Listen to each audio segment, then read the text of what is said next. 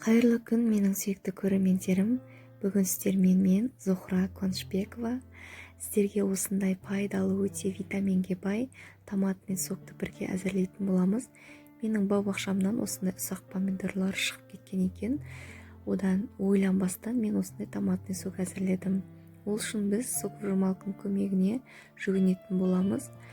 Бізде осындай сұйығын бөлек, қоюын бөлек екі ыдыста жинақтайтын боламыз. Мінекей менде сұйықтығы бөлек алынып болды. Енді қоюына келетін болсақ, қоюынан біздер лечос деп сызсаңыздар, немесе менің видеомда алдында көрсетілген приправа без варки, қайнатылмайтын приправа дайындап сызсаңыздар болады. Немесе өз қалауларыңша басқада салаттардың түріне пайдалана берсеңіздер. Енді мінекей газымыздың астын жағып, үлкен отта осындай қайнағанша және бетіндегі көбігін біздер алып тастайтын боламыз. Бұл мүлде алып тастаймыз керек емес деген нәрсе емес. Сондықтан да холодильникке сақтап қойсаңыз, әрбір тамақ қосқан сайын осы бір көбігін қоюланады. Соны қоссаңыздар, тағамыңызға жақсы бір түр түс беретін болады.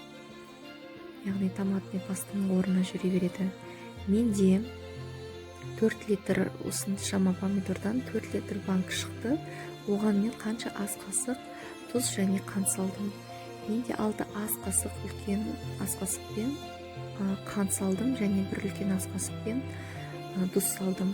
Қантты молынан сала берсеңіздер болады, себебі бұл томатный сок кішкене тәттіні жақсы көреді, қышқыл тартып кетпес үшін.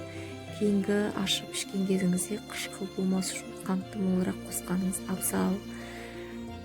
Жақсылап тұзын, қантын ерігенше бір келге отырып араластырып, бір 4-5 минуттай қайнаттырып алатын боламыз. Енді қайнап болғаннан кейін астын өшіріп, алдын ала қайнатылған банкамызға құйып жауып тастайтын боламыз. Қыста сіздерге өте керемет, әсіресе мына бешбармақтармен, немесе арнайы өздеріңіз жасаған шашлықтармен өте жақсы кетеді. Балаларыңызға керемет пайдалы сусынның бірі болып табылады. Менің каналыма тіркелуді ұмытпаңыз, лайк және комментарий тастауды да ұмытпаймыз. Сіздердің 1 минуттық менің каналыма кіріп, лайк басып, комментарий тастағандарыңыз каналымның дамуына үлкен септігін тигізеді. Сіздермен болған Зухра Қуанышбекова. Жақсы, сау болыңыздар. Барлықтарыңызға ас болсын, пайдалы ақпаратпен жиірек бөлісіп отыратын боламын. Жақсы, сау болыңыздар.